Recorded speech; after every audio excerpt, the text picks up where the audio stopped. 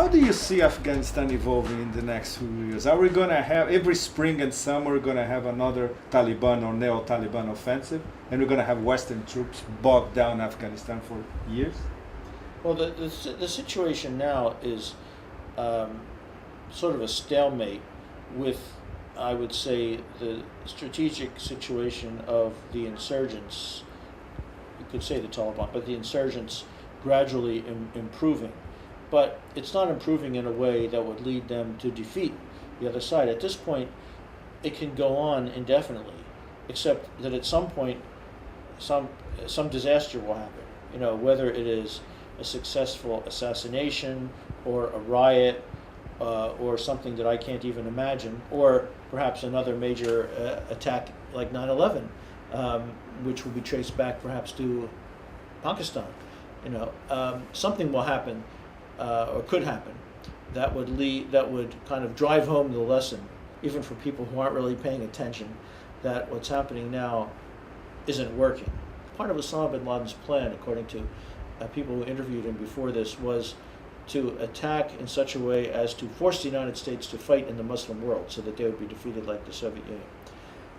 So far, what I still see is that because the United States was directly attacked, and we're sitting now in my office, right outside my window. I was here on September 11th. Right outside my window, there were thousands of people going down the street like war refugees. Well, they were war refugees because you could see the towers burning from here. Because of that event, Americans still by and large perceive a vital national interest in being there. I think that the other side, that the insurgents are making a mistake in thinking that they can get the United States, and therefore its allies who need the United States, to withdraw in the way the Soviet Union did, because the attack of September 11th made the United States have a much stronger feeling of national interest there than the Soviet Union ever did. So we'll go on with this forever? Well, it can't go on forever. And I would say, in a way, if we're going to be some kind of disaster or crisis, it's just as likely, if not more likely, to occur in Pakistan as in Afghanistan. It doesn't matter how many troops you put into Afghanistan if the Taliban are still destabilizing Pakistan, which is, in a way, the source of. It's the factor that aggravates the many problems in Afghanistan to the extent that they are now. It's been on the front pages of all of our newspapers and lead story in television news. More NATO and U.S. casualties in Afghanistan this month and last month than in Iraq. Okay. That never happened before. In fact, before the difference was huge, so many more in Iraq. Now you have the chairman of the Joint Chiefs of Staff saying just the other day that he needed more troops in Afghanistan, and he couldn't get them because of Iraq. So because they were in Iraq. Yeah. Right. So the chairman of the Joint Chiefs of Staff is practically reciting talking points from the Obama campaign. I'm sure he wouldn't thank me for saying that. But President Bush is saying he's going to try to find those troops. Now, what would it take to actually get some action? That I don't know, because we're tapped out of troops and we're deeply in debt, and and our allies are also have given a lot. But I think there are things we could do that would be much smarter. But it would be a very difficult adjustment, and I think probably it will take some kind of a shot. Especially create another relationship with the Pakistani government. Yes, well, and Steve, the other thing, of course, one thing that's happened that's very important, of course, is that there have been elections in Pakistan. Mm-hmm. So we're no longer dealing with a military regime in Pakistan. Now, when you're not dealing with a military regime in Pakistan, you always have the problem that you don't know who you're dealing with, because the military is still in charge of security issues, but they claim they're not. They claim the government is in charge.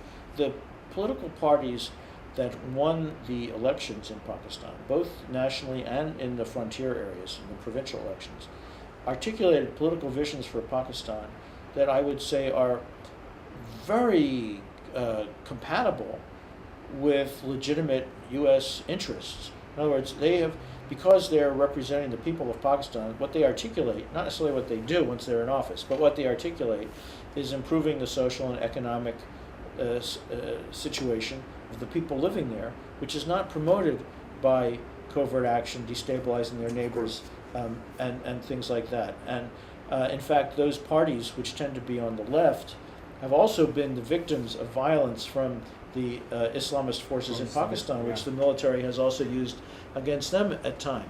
So it means that although the situation is more complicated, the United States, international forces, if it had a policy that wasn't just so focused on getting other people to help us kill our enemies, we actually could have a much better political base for cooperation in the region.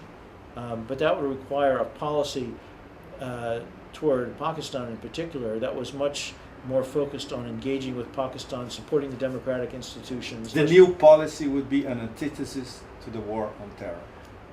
I would say so. I mean, it would still, in other words, it would still be addressing the threat of terrorism, but recognizing that that kind of international terrorism basically comes out of two things. One is political grievances. Now, and the other is the way that those grievances become escalated into violence when there is no legitimate redress, and also when there are ungoverned areas where people survive by criminal activity because there aren't legitimate economic opportunities. So they have drug trading, the government is weak, and so on and so forth. So we need to do something to address those political grievances.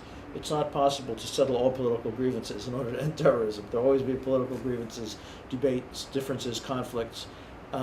But if you can at least incorporate people living in some of the most marginalized areas into the structures, like the tribal agencies, for instance, the people there are not getting any benefit from being part of Pakistan or being part of the international system right now, so why should they support it?